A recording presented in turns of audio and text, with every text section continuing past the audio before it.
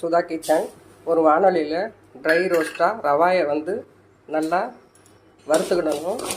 ரவா ஒரு ரவா எடுத்து வாயில் போட்டால் நறுக்குன்னு கடிப்படணும். அந்த அளவுக்கு நல்லா ரோஸ்ட்டாக வறுத்துக்கணும். ரவா நல்லா வறுபட்டு போச்சு. நான் வாயில் போட்டு பார்க்க மாட்டேன். ஆனால் சாதாரணமாக செய்கிற நாட்களில் நம்ம வாயில் போட்டு பார்க்கலாம். அப்போது நறுக்குன்னு இருக்கணும். ரவாயை வறுத்து எடுத்துட்டு அதே அளவில் ஒரு 1/4 கப்பு ஜவ்வரிசி பொரிய வறுத்துப்போம். பொரிஞ்சிருச்சு. இதை எடுத்து பக்கத்தில் எடுத்து வச்சுருவோம்.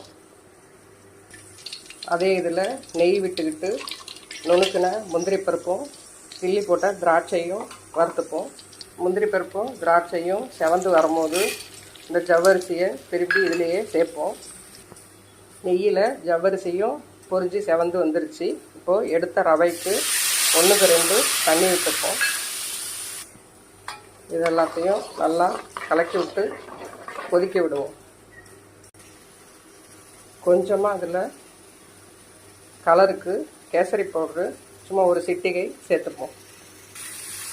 வாசத்துக்கு ஏலக்காய் தூள் சேர்த்துப்போம். ஜவ்வரிசி வெந்துருச்சான்னு அமைக்கி பார்த்துக்குங்க.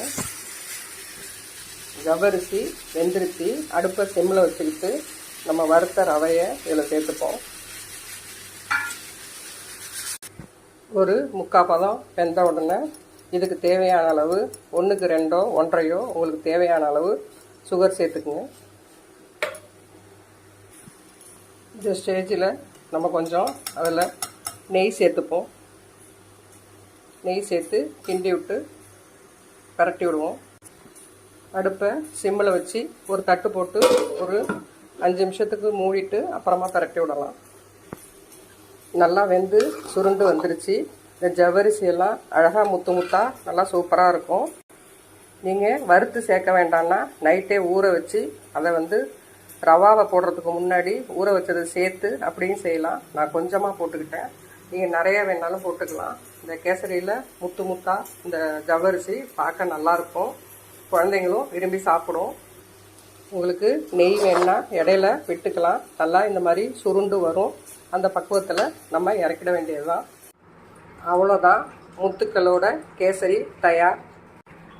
இன்னைக்கு சஷ்டி 3 சுவாமிக்கு எலுமிச்சை சாதமும் முத்துக்கள் பதித்த கேசரியும். நீங்களும் இதே மாதிரி செஞ்சு பார்த்துட்டு டேஸ்ட் எப்படி இருக்குன்னு சொல்லுங்கள். உங்கள் ஃப்ரெண்ட்ஸுங்களுக்கு ஷேர் பண்ணுங்கள், லைக் பண்ணுங்கள், சப்ஸ்கிரைப் பண்ணுங்கள். ஆல் பட்டனை கிளிக் பண்ணிக்கோங்க. நன்றி.